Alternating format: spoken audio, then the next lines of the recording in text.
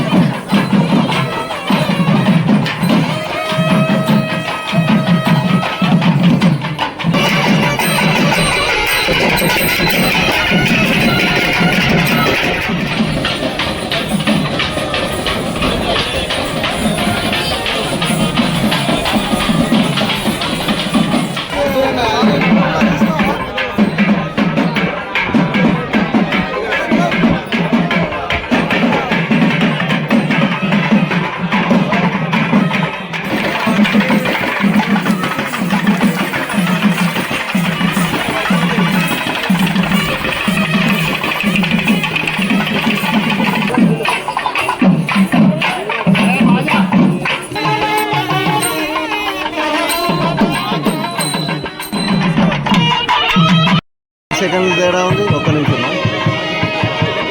తేడా ఉంది. ఎంత సెకండ్